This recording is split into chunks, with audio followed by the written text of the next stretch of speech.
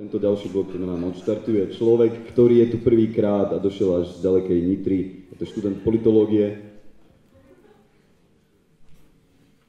To ste mali zatleskať.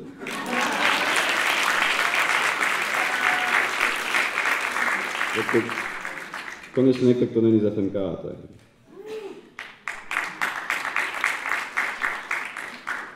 Volá sa Henrik Pačkovec. Nie je to pre neho úplne akože debut na javisku, pretože má rád amatérske divadlo a že vraj sa v nejakých hrách aj zúčastnil a tak, ale teda na stand-up ešte nerobil, takže dúfam, že ho podporíte. Nech sa páči. Henrik Pačkovec.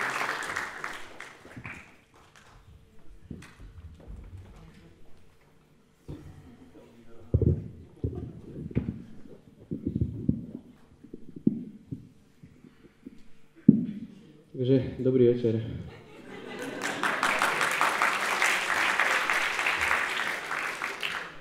Ďakujem za to milé uvítanie s tou politológiou, to som ani nečakal, tak nikdy tomu ešte nikto netlieskal zatiaľ. Čo by som povedal na úvod? No, hádam taká technická záležitosť. No, technická, organizačná. Ja som totiž chcel pôvodne vystúpiť na jednej stand-up comedy show v Bratislave. Totižto v Bratislave, ja neviem, či viete, tam majú veľmi pôsobivú stand-up comedy scénu. Preto som tam aj chcel vystúpiť, lebo mňa to strašne oslovilo, priznám sa, ja som bol dokonca ohromený.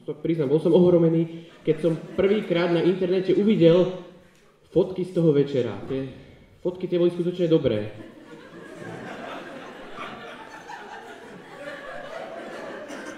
Potom som si pozrel videá.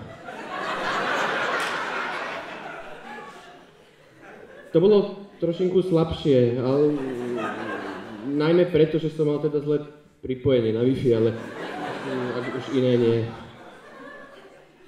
No a prešiel by som k tej dnešnej téme, o ktorej by som tu rád dnes hovorila.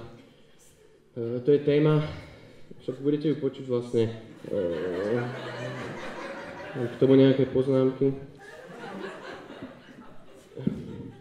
Mňa totiž to vždycky veľmi rozčarovávali filmy, ktoré sú historické, alebo podľa názvu majú to byť filmy o veľkej historickej tragédii, alebo že tam bude veľa utrpenia, krvi, plaču, mŕtvol, proste zaujímavé veci.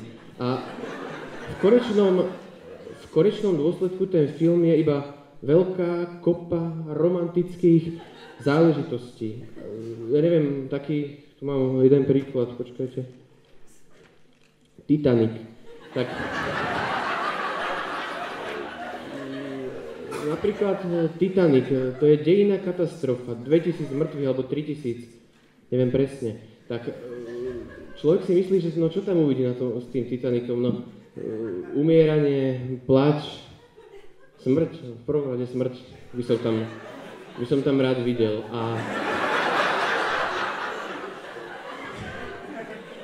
A nie ako dvaja ľudia sa uložia v aute. V aute na lodi.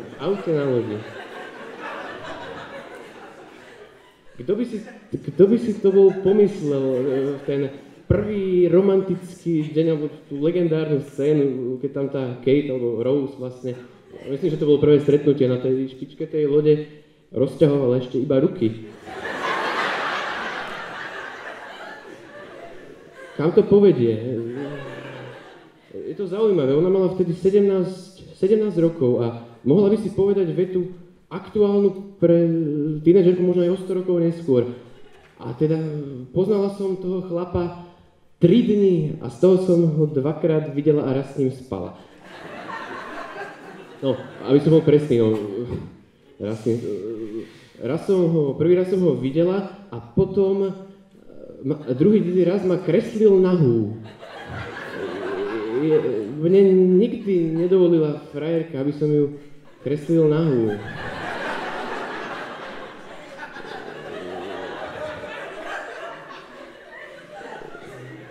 Najmä preto, že žiadnu nemám.